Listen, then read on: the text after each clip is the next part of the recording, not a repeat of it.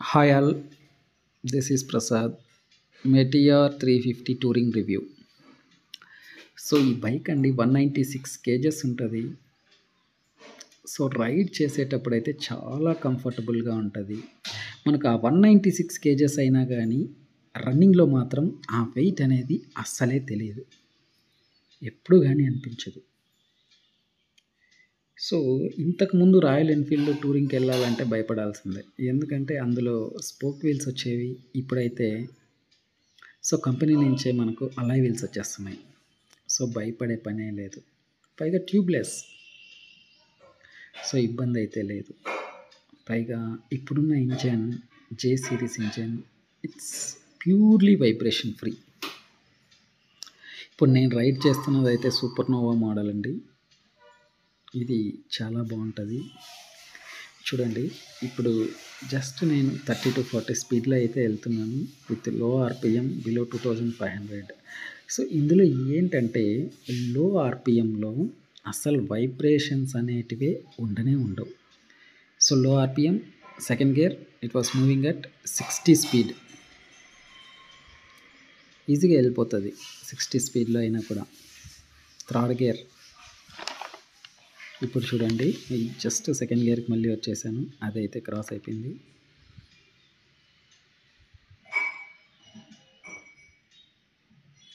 చూడండి, స్లోగా వెళ్తున్నాను. ఇందులో ఏమంటే పెద్ద పెద్ద గుంతలు వచ్చినా కానీ ఆల్ ఆఫ్ సడన్ మనకు చుడకన్నా కానీ అందులో దింపినా కానీ బైక్ అయితే మనం ఫాల్ డౌన్ చేయదండి, అంత స్టెబిలైజ్డ్గా ఉంటుంది. సో ఇబ్బంది అయితే ఉండదు. ఇంకోటి ఏంటంటే ఇందులో ఏబిఎస్ ఉండడం వల్ల సో బ్రేకింగ్ అనేది చాలా చాలా ఎఫిషియెంట్గా ఉంటుందండి. పైగా బ్రేకింగ్ మీరు 100 స్పీడ్లో ఎక్స్పెక్ట్ చేయొద్దండి, అప్ టు 80 ద బ్రేకింగ్ అనేది చాలా బాగుంటుంది. ఆ బ్రేక్స్ కూడా ఎలా అంటే ఫ్రంట్ బ్రేక్ అనేది 60% యూస్ చేయాలి, బ్యాక్ బ్రేక్ అనేది 40% యూస్ చేయాలి. అప్పుడైతే ఈజీగా బైక్ అనేది స్టాప్ అయిపోతుందండి. ఇప్పుడు చూడండి, ఫోర్త్ గేర్లో ఇట్ వాస్ మూవింగ్ అరౌండ్ 100 అంతే. ఈ బైక్ టాప్ స్పీడ్ అయితే 120 అయితే వెళ్ళొచ్చు, బట్ అక్కడ వైబ్రేషన్స్ అనేవి మనకు తెలుస్తాయి. కాబట్టి నేనైతే మ్యాక్సిమం 80 to 100లో వెళ్తుంటాను, అది కొంచెం సేఫ్ స్పీడ్ కూడా.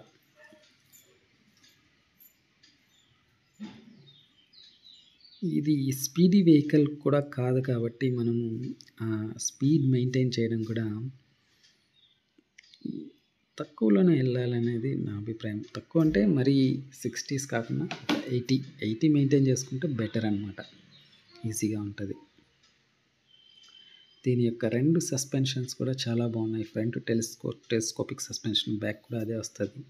బట్ బ్యాక్ కొంచెం హార్డ్గా ఉంటుంది. So better to change old royal Enfield, better to change to GRS gas absorb suspension. Old royal Enfield ఉంటుంది ఆ సస్పెన్షన్, దాన్ని చేంజ్ చేసుకుంటే చాలా బాగుంటుంది. సో మనకి ఇట్లా లాంగ్ స్ట్రెచ్ వచ్చినప్పుడు మాత్రం కొంచెం రైజ్ అనేది ఇవ్వచ్చు, ఫాస్ట్ మూవింగ్ అనేది ఉంటుంది. ఇందులో ఏమంటే మన స్పోర్ట్స్ బైక్స్ లాగా యాక్సలరేటర్ ఇవ్వగానే ఆ యొక్క రష్ అనేది ఉండదన్నమాట, స్లోగా పికప్ అవుతుందండి.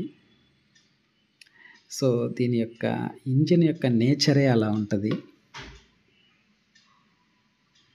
సో దాన్ని ఎంజాయ్ చేస్తూ డ్రైవ్ చేయాలి, అప్పుడే ఇందులో ఉన్న థ్రిల్ అనేది మనకు బాగా అర్థమవుతుంది. అసలు చాలాసార్లు వెళ్ళేటప్పుడు ఏంటంటే పెద్ద పెద్ద గుంతలు కూడా వచ్చేసాయి, దాంట్లోకి ఆల్మోస్ట్ దింపేశాను. బట్ ఎప్పుడు కూడా అది సైడ్ అవ్వడము, ఇలా బైక్ ఫాల్ డౌన్ అయ్యడము అలా అయితే జరగలేదు. ఇప్పటికి 3 to 4 టైమ్స్ అయితే అయింది, but hope it's saved. But normal bikes అయితే అలా ఉండదు. చాలా బైక్స్ ట్రై చేశాను కాబట్టి చెప్తున్నాను. So it will be more safer.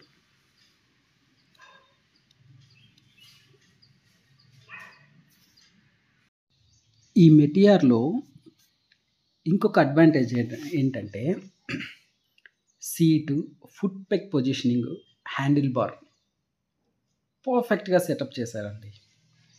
మీరు కనుక క్లాసిక్ డ్రైవ్ చేసుంటే ఆల్రెడీ మీరు గమనించండి. అందులో పైన కూర్చున్నట్టు ఉంటది మనము. బైక్ పైన కూర్చొని డ్రైవ్ చేసినట్టు ఉంటది. ఈ మెటియార్‌లో కూర్చొని డ్రైవ్ చేస్తే ఇది బైక్ లోపల మనం కూర్చున్నట్టు ఉంటదనమాట.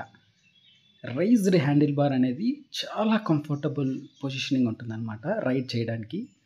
చాలా బావుంటది. ఈ ఫ్రంట్ సైడ్ సెటప్ ఈ ఫుట్ పెగ్స్ అనేది అలా సెటప్ చేశారనమాట.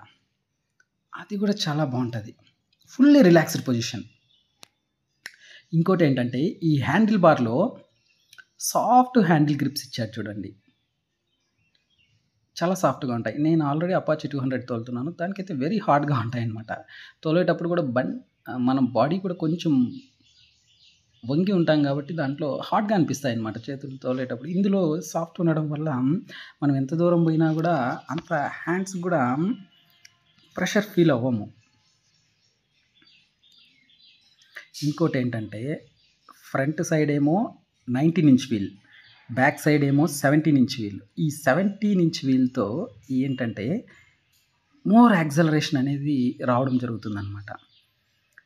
క్లాసిక్‌తో పోల్చుకున్నప్పుడు అది 18 ఇంచ్ వీల్ వస్తది బ్యాక్ సైడు. సో, దీంట్లో అయితే 17. ఇంకోటి వెరీ స్మూత్ గేర్ షిఫ్టింగ్ ఉంటుంది. మనం అలా వేయగానే షిఫ్ట్ అయిపోతుంది. ముందు రాయల్ ఎన్‌ఫీల్డ్స్ లాగా కాదండి ఇది. భలే ఉంటదనమాట. బ్రేకింగు ఎవ్రీథింగ్ పర్ఫెక్ట్‌గా ఉంటది. మీరు లాంగ్ రైడ్‌కెళ్ళడానికైతే గనక.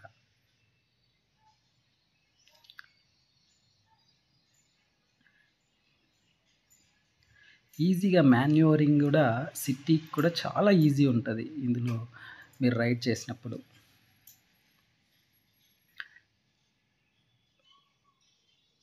చూడండి పక్కన పొలాలు పచ్చనివి. అవన్నీ చూసుకుంటా గూడా మీరు డ్రైవ్ చేయొచ్చు. ఇది వసంతకాలం కాబట్టి ప్రతి చెట్టు చూడడానికి చాలా పచ్చగా ఉంది. ఈ సీట్ మీకు ఇంకా ఎక్స్‌ట్రా కంఫర్ట్ కావాలి అనుకుంటే గనక ఒక ఎక్స్‌ట్రా సీట్ ఏసుకోవడం కూడా బెటర్. నేనైతే కొన్నిసార్లు ఆ సీట్ ఏసుకొని రైడ్ చేస్తాను. కొన్నిసార్లు రిమూవ్ చేస్తాను. అలా ఏసుకున్నప్పుడు కొంచెం కుషనింగ్ అయితే బావుంటది ఎక్స్‌ట్రా సీట్ ఏసినప్పుడు. సో, బెటర్ కంఫర్ట్ అనేది ఫీల్ అవుతామనమాట. So nice tree with lot of flowers. చాలా బావుంటది. సో, మనం ఇలా వెళ్ళేటప్పుడు మధ్యలో ఇవి కూడా ఎంజాయ్ చేయొచ్చు.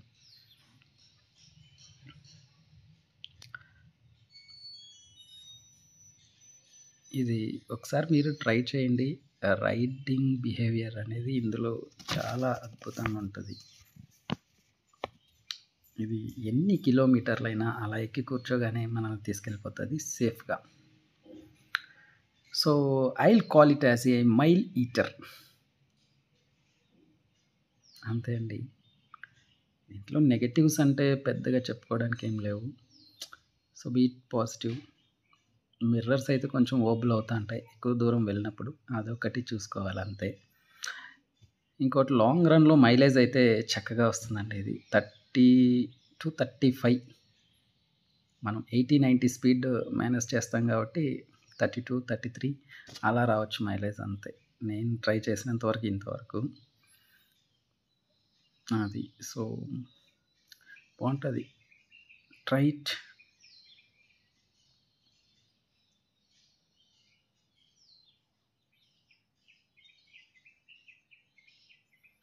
ముందరున్న విండ్‌షీల్డ్ గూడా ఆ విండ్ బ్లాస్ట్‌ని చాలా ఆపుతుంది.